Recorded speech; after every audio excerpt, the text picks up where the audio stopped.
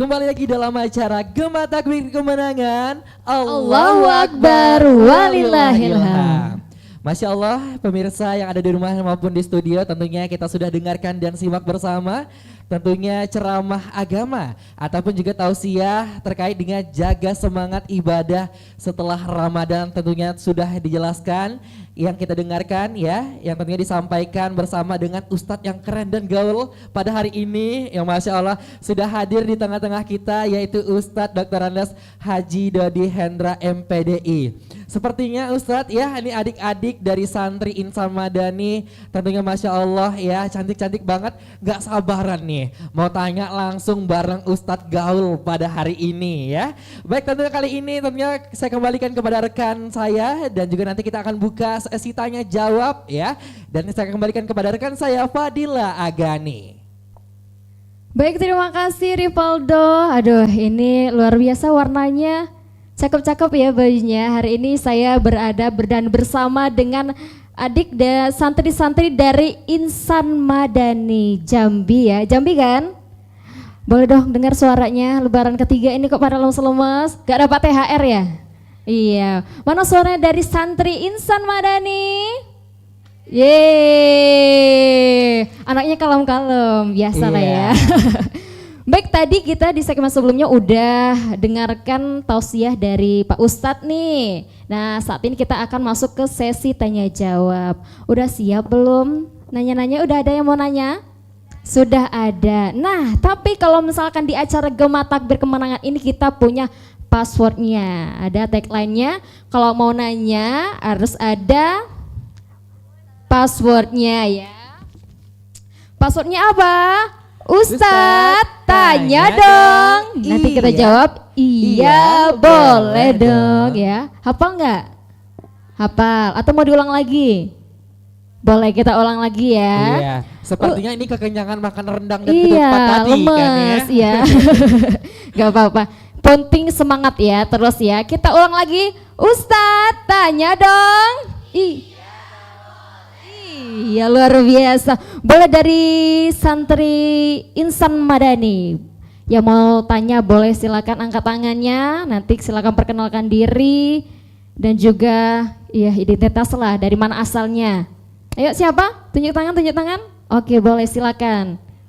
Silakan berdiri ya, Kak. Bismillahirrahmanirrahim. Assalamualaikum warahmatullahi wabarakatuh. Waalaikumsalam warahmatullahi wabarakatuh. Ustadz, mau tanya dong Ustadz. Iya, boleh dong. Perkenalkan, nama saya Gusriana. Saya dari SMA Insan Madani Boarding School Jambi. Afwan Ustadz, izin bertanya. Saya ingin bertanya tentang sholat. Kan dari sebagian banyak orang ada yang mengerjakan sholat. Nah, mungkin di antara kita ini ada yang rajin ibadah, sholatnya selalu 5 waktu, tidak pernah meninggalkan sholat, selalu tepat waktu, tapi pikirannya tidak tertuju kepada sholat. Misalnya ia memikirkan, nanti aku mau kemana ya, nanti mau ngapain ya. Nah, itu gimana Ustadz? Itu sholatnya diterima atau tidak Ustadz? Nah, saya ingin bertanya satu lagi Ustadz, afwan izin. Ini tentang, mungkin kan dari banyak anak remaja sekarang nih, banyak yang ada yang mokel Ustadz. Nah, itu gimana Ustadz? Kalau ia sengaja membatalkan puasa, apakah ia bisa menggantikan puasanya tersebut? Mungkin sekian Ustadz. Wassalamualaikum warahmatullahi wabarakatuh. Waalaikumsalam warahmatullahi wabarakatuh. Jadi Ustadz Gustiana ini tanya tentang sholat nih. Kita rajin sholat tapi nggak fokus, pikirannya kemana-mana, duniawi banget lah pokoknya ya. Dan satu lagi tentang mokel ya Ustadz, ini anak-anak yang sering puasa tapi pura-pura puasa ternyata nggak puasa. Ini mohon dijawab ya nanti Ustadz ya. Kita simpan terlebih dahulu untuk jawabannya dan selanjutnya boleh kita cari lagi yang lain yang ingin bertanya. Oke, boleh silakan. Ustadz, izin tanya dong. Ya boleh dong. Perkenalkan, nama saya Khair Najwa. Saya berasal dari SMA Insan Madani Boarding School Jambi. Ustadz, izin bertanya, bagaimana kan tadi dalam surah Ali Imran Ustadz jelaskan bahwa orang yang bertakwa itu akan mendapatkan surga yang luasnya seperti langit dan bumi. Nah, bagaimana Ustadz jika orang ini beribadah sholat 5 waktu, menjalankan infak atau sedekahnya, tapi ia tidak hubungannya dengan sesama manusia tidak baik. Itu bagaimana? Sekian, terima kasih. Wassalamualaikum warahmatullahi wabarakatuh. Oke, waalaikumsalam warahmatullahi wabarakatuh. Pertanyaan dari Najwa ya. Tadi bertanya bagaimana kalau dia hubungan sama Allahnya lancar tapi sesama manusianya kurang nih Ustadz. Oke, kita ambil 3 pertanyaan dan kita kembalikan ke Rivaldo, silakan. Waduh, ini luar biasa pertanyaan dari santri-santri Insan Madani. Boleh tepuk tangan yang meriah dulu dong ya. Luar biasa pertanyaannya, berkelas dan juga berbobot dan juga bermuatan. Asal jangan muatan batu bara. Iya bisa aja gitu kan ya. Baik, tentunya kita akan mengupas berbagai informasi dan juga pertanyaan-pertanyaan yang tentunya diajukan bersama dengan adik-adik santri yang tentunya sesaat lagi kita akan dengarkan jawaban bersama dengan Ustadz yang keren. Siapa lagi kalau bukan Ustadz yang tentunya hadir pada sore hari ini dan juga tentunya di kesempatan pada hari ini. Dan juga pertanyaan pertama Ustadz ya, ini diajukan kepada Gustina nih. Pertanyaan yang pertama terkait dengan mokel nih, bagaimana Ustadz jika orang yang sengaja membatalkan puasanya gitu kan, padahal di bulan puasa gitu kan. Dan juga pertanyaan kedua, orang yang rajin sholat ataupun ibadah tapi pikirannya tidak tertuju kepada sholatnya, dan juga sholatnya diterima atau tidak. Silahkan dijawab Ustadz. Oke, baik, terima kasih. Luar biasa ya pertanyaan yang disampaikan oleh para santri Insan Madani. Artinya bahwa masih terkait dengan apa yang dididik oleh Ramadan, ya kan? Ramadan sudah mengajarkan kepada kita bahwa kita harus disiplin, ya, harus jujur begitu kan. Nah, kalaulah tadi pertanyaan Gustina, ya, Gustriana, bahwa bagaimana seseorang yang berpuasa lantas dia berpura-pura atau dia tidak berusaha untuk menjaga puasanya dengan baik. Nah, kita tahu bahwa ketika Rasulullah mengatakan kam min shaim laisa lahu min siyami ila ju' wal atas. Berapa banyak orang yang berpuasa, kata Rasulullah, yang mereka dapatkan hanyalah haus dan lapar saja. Ya kan? Yang mereka dapatkan hanyalah haus dan lapar saja. Nah, artinya ketika di bulan Ramadan itu kita diajarkan bagaimana tidak hanya sekedar menahan haus dan lapar, tapi kita juga diajarkan, diwajibkan bahwa karena memang rukun puasa itu kan 2. Yang pertama adalah memasang niat, ya kan? Masih ingat niat puasa? Walaupun ini sudah di bulan Syawal dan dalam suasana Lebaran, ya kan? Kita masih ingat kan niat puasa itu tadi? Apa niatnya kemarin? Nawaitu sauma ghadin an adain fardi syahri ramadana hazihi sanati lillahi ta'ala. Nah, niat itu kan sesuatu yang membuat dorongan kita yang kuat, ya kan? Innamal a'malu biniat. Awalilah setiap perbuatan baik itu dengan niat. Karena niat itu sebahagian dari kekuatan dalam diri kita. Jadi kalau ada adik, kemudian para santri tidak memasang niat, maka dia akan lesu, dia akan lemah, dia akan lelah. Tapi kalau niatnya karena Allah, insya Allah. Nah, kemudian yang kedua adalah bagaimana kita menghindarkan diri kita dari hal-hal yang dapat membatalkan ibadah puasa, menghilangkan pahala ibadah puasa, itu yang harus dijaga. Nah, sekarang pertanyaannya, bagaimana dengan orang-orang yang katakanlah mokel? Itu istilah anak muda ya. Istilahnya mokel. Apa sih mokel? Hah? Moh enggak mau kelaparan begitu. Aku moh gitu ya. Makan cilok ya.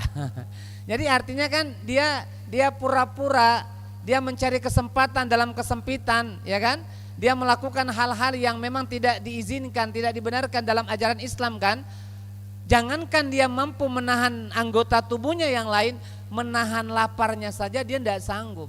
Karena memang yang namanya puasa kan mengendalikan diri, mengendalikan nafsu kita, kepengen makan, kepengen minum, kepengen menggibah, kepengen untuk mencaci maki orang lain.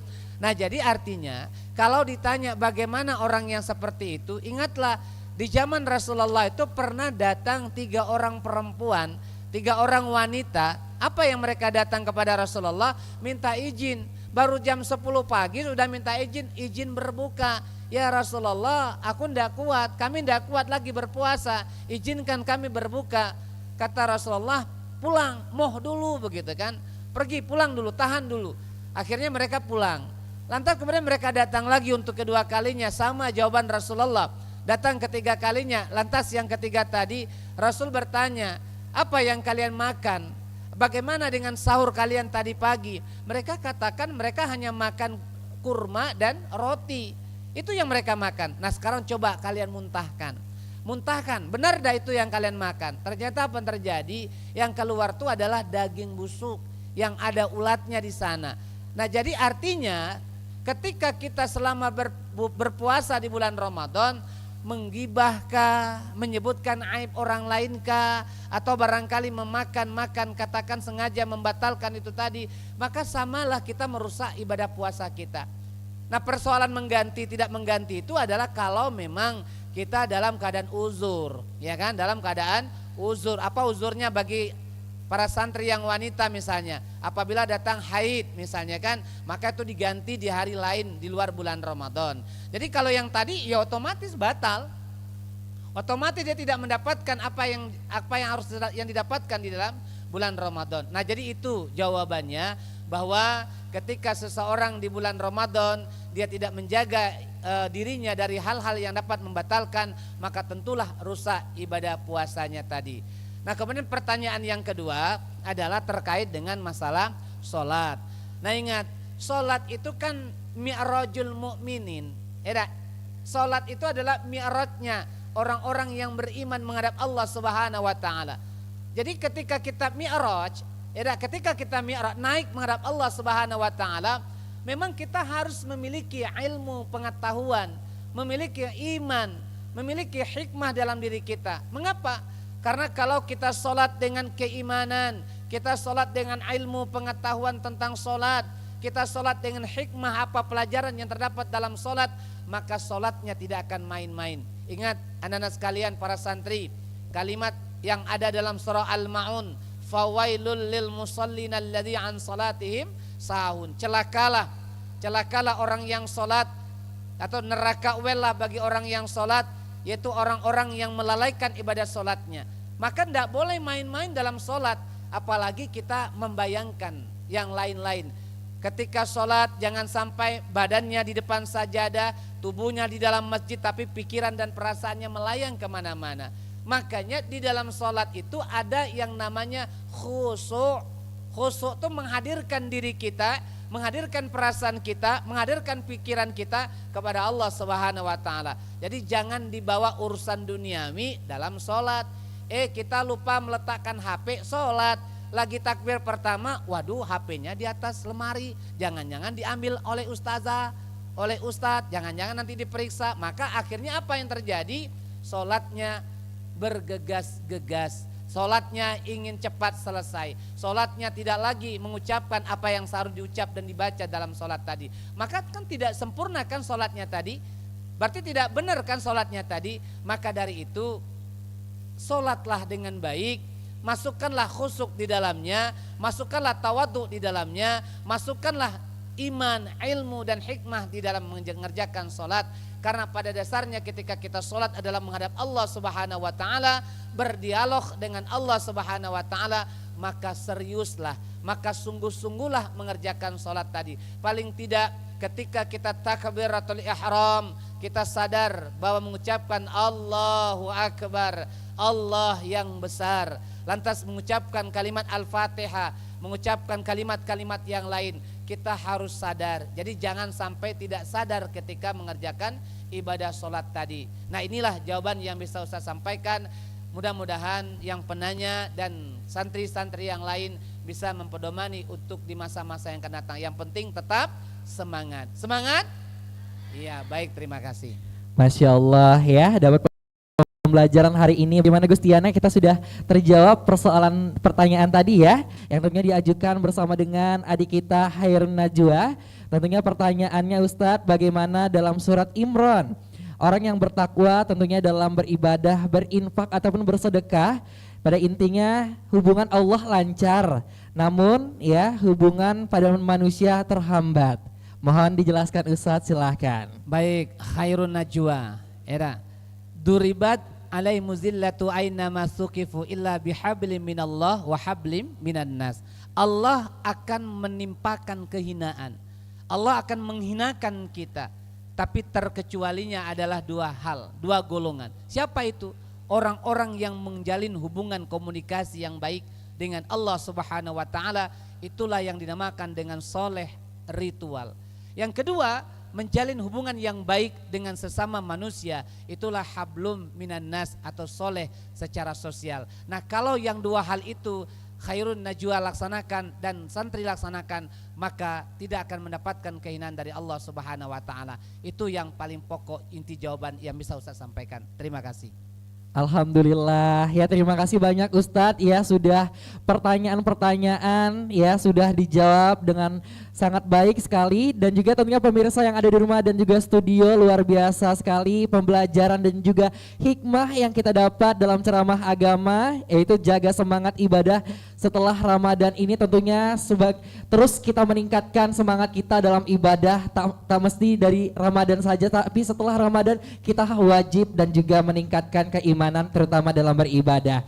Masya Allah. Dan juga tentunya ya, selanjutnya kita akan beralih kepada rekan saya Fadila Agani. Baik, terima kasih Rivaldo, dan saya ingin tanya sama santri dari Insan Madani, bagaimana jawabannya? Apakah sudah oke? Sudah memuaskan? Sudah, alhamdulillah. Kok lemes? Kita semangat dulu ya. Nah, untuk pemirsa di rumah dan juga di studio, untuk sambil membangkitkan semangat kita juga dan menemani hari raya kita juga, kita akan saksikan penampilan dari Rihlatun Nada.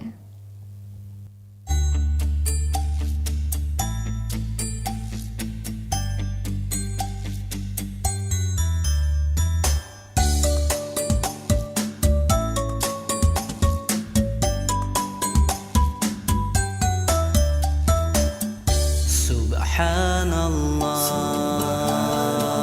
Maha Suci Allah, walhamdulillah, dan segala puji bagi Allah.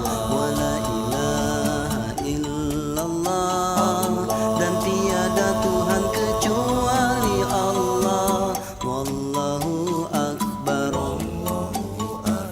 dan Allah yang maha besar. Subhanallah, walhamdulillah, wala ilaha illallah, wallahu akbar. Subhanallah, walhamdulillah, wala ilaha illallah, wallahu akbar. Ingatlah wahai manusia akan tanda-tanda kebesaran Allah yang ada di langit dan juga di bumi, yang terlihat ataupun tersembunyi. Subhanallah, walhamdulillah, wala ilaha illallah, wallahu akbar. Subhanallah, walhamdulillah, wala ilaha illallah, wallahu akbar. Terbitnya mentari di ufuk timur, pancarkan sinarnya ke seluruh alam. Siang berganti malam dengan teratur, sang rembulan terangi kegelapan malam. Sesungguhnya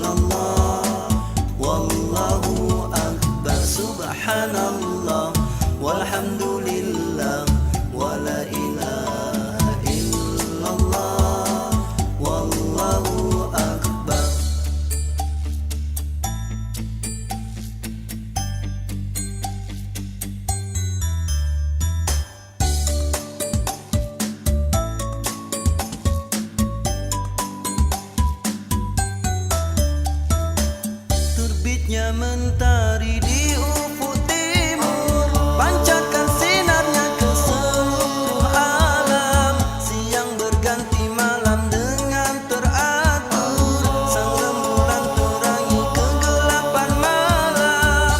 Berzikirlah, berzikir di kala duduk dan berdiri. Berzikirlah, berzikir itu menenangkan hati. Berzikirlah, berzikir dekatkan diri pada Ilahi. Berzikirlah, berzikir selalu pada Ilahi. Subhanallah walhamdulillah wala ilaha illallah wallahu akbar. Subhanallah walhamdulillah wala ilaha illallah wallahu akbar. Subhanallah,